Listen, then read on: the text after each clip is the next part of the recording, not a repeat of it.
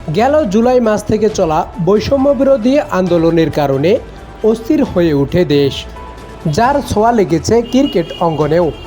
Mirpur Sherebangla cricket স্টেডিয়ামে অনুশীলন বন্ধ হয়ে যায় ক্রিকেটারদের, যে কারণে পাকিস্তান যাওয়ার নির্ধারিত সময়ের 5 দিন আগেই গেল 12ই আগস্ট দেশটির উদ্দেশ্যে উড়াল দেন টাইগাররা। এরপর লাহোরে 14 তারিখ থেকে লাল বলের অনুশীলন শুরু করেন। 3 দিন অনুশীলন শেষে আজ ইসলামাবাদে গেছে শান্ত বাহিনী। তার আগে গতকাল গণমাধ্যমের মুখোমুখি হয়েছেন টাইগার পেসার শরীফুল ইসলাম।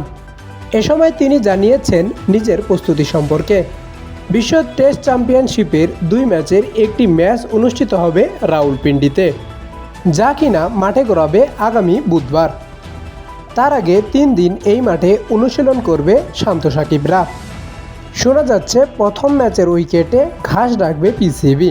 তিনি বলেন, উইকেটে ঘাস রাখা হলে সুবিধা পাবে পেসাররা। সব ফাস্ট বোলারই ঘাসের উইকেটে বল করতে পছন্দ করে। পাকিস্তানের ব্যাটিং লাইনআপ অত্যন্ত শক্তিশালী। বাবর আজম, শান মাকসুদ, রেজওয়ান সহ বেশ কয়েকজন ব্যাটার রয়েছে। তবে শরীফুল চান বাবর আজমের উইকেট নেওয়ার, কেননা বাবর বিশ্ব ক্রিকেটারদের সেরা একজন। এছাড়াও স্বীকৃতি ক্রিকেটে এখন পর্যন্ত বাবরের বিপক্ষে 4 ম্যাচে বোলিং করেও উইকেট নিতে পারেননি শরীফুল। এবার সেই অপূর্ণ ইচ্ছাটা পূর্ণ করতে চান শরীফুল ইসলাম। শরীফুল বলেন, আমার মতে বাবর কঠিন হবে বাংলাদেশের জন্য, তাই তার উইকেট দ্রুত নিতে হবে। আমার স্বপ্নের উইকেট বাবর আজম। বাবর আজম ভাইয়ের উইকেট পেলে আমার খুব ভালো লাগবে।